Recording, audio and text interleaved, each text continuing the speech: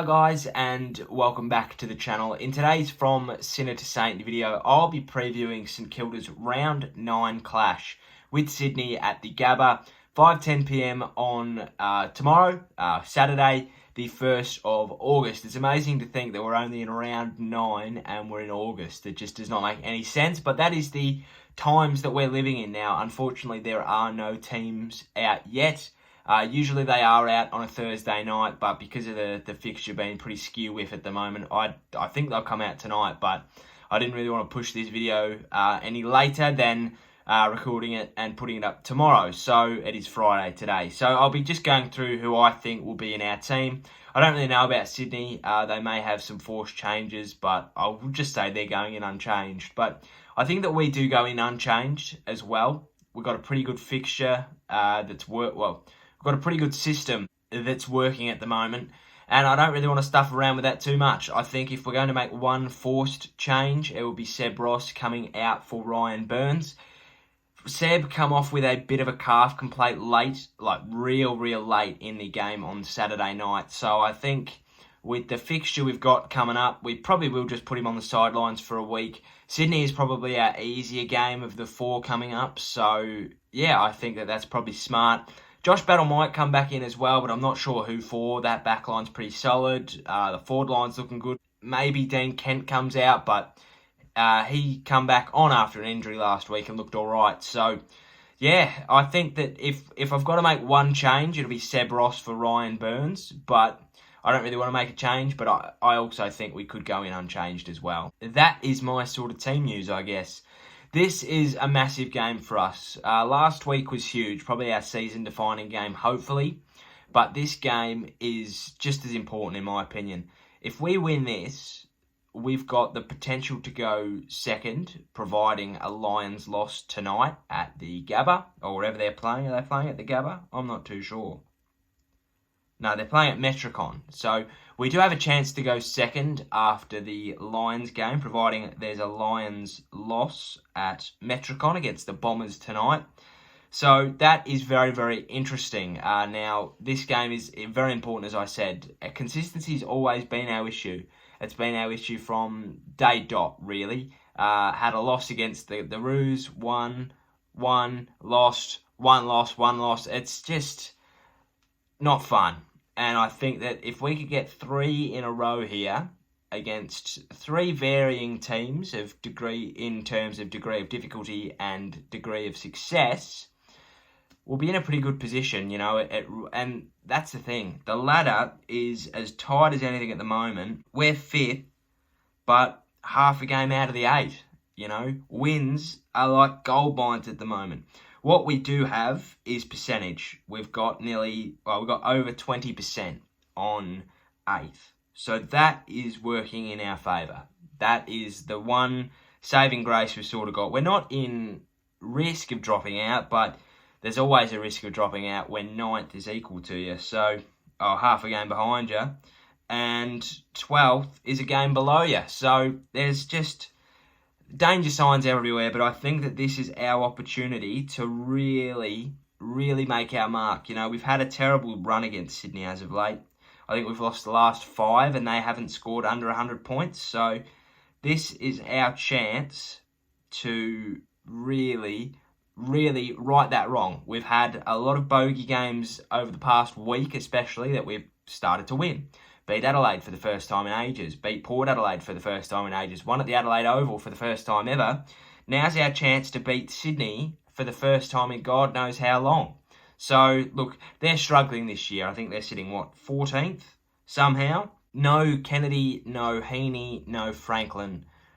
This is our chance. This is really our chance to show that we're someone. We had a danger game against Fremantle and we lost. We had a danger game against Adelaide and we won.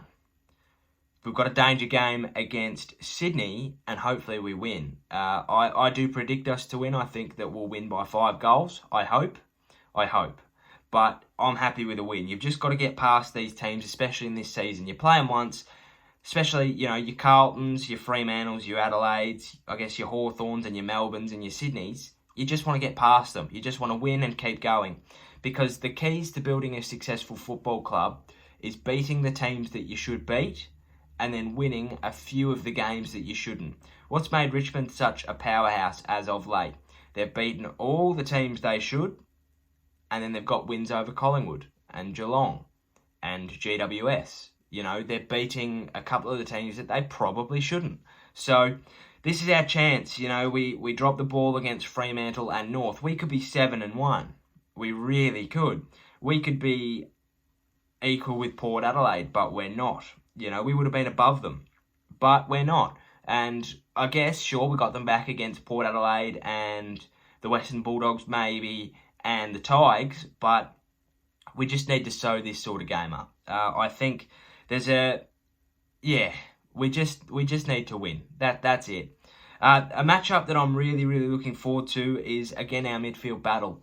This is a real opportunity to show how good our midfield is, and if we can kick straight and get a lot of feed down to our forward line, we're going to win the game. No doubt about it. We've got confidence in that forward line. Our ruck duo is doing superb things at the moment. And yeah, I'm looking forward to just the whole team's performance, just to see how well their confidence is lifted.